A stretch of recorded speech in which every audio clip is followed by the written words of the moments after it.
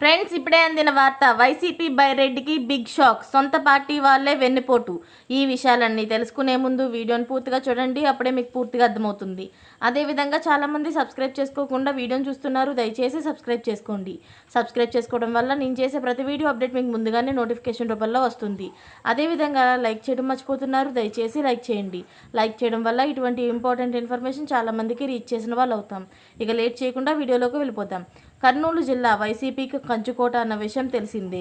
అలాంటిది ఒక్కటంటే ఒక్కటి సీటు మాత్రమే ఈ ఎన్నికల్లో పరిమితమైన సంగతి తెలిసిందే.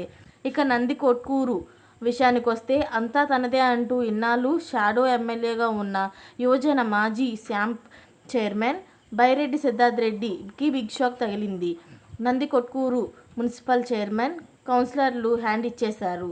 మున్సిపల్ చైర్మన్ సుధాకర్ రెడ్డితో పాటు మరో 18 మంది కౌన్సిలర్లు, 2 కోఆప్షన్ నెంబర్లు వైసీపీకి గుడ్ బై చెప్పేసి రెడ్డి రాజశేఖర్ రెడ్డి సమక్షంలో టీడీపీలో చేరారు.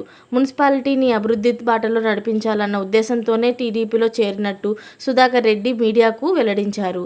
కాగా నంద్యాల ఎంపీగా బైరెడ్డి రాజశేఖర్ కుమార్తె బైరెడ్డి శబరి గెలిచిన సంగతి తెలిసిందే. సొంత నియోజకవర్గంలో లీడర్లను నిలబెట్టుకోలేని బైరెడ్డి గురించి వైసీపీ ఎంత బిల్డప్ ఇచ్చిందబ్బా అంటూ సోషల్ మీడియాలో పెద్ద ఎత్తున సెటైర్లు పేలుతున్నాయి. ఎంతలా అంటే యువనేత, రాష్ట్రమంతా తిరిగి ప్రచారం చేసిన ఉడుకు రక్తం. బైరెడ్డి అంటే లెక్కే వేరులే.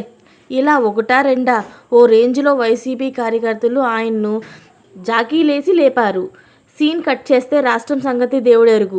సొంత నియోజకవర్గంలో కౌన్సిలర్లను నిలబెట్టుకోలేని పరిస్థితి వచ్చిందని టీడీపీ నేతలు, కార్యకర్తలు నెట్టింట్లో ఆటాడేసుకుంటున్నారు. ఈ చేరికల వ్యవహారంపై బైరెడ్డి నుంచి ఎలాంటి రియాక్షన్ వస్తుందో చూడాలి. మరి ఇలాంటి లేటెస్ట్ అప్డేట్స్ అన్నీ మీరు ముందుగానే పొందాలి అనుకుంటే ఛానల్ని సబ్స్క్రైబ్ చేసుకోండి. అలాగే పక్కనే ఉన్న గంట సింబల్ని క్లిక్ చేయడం మర్చిపోకండి. Thanks for watching friends.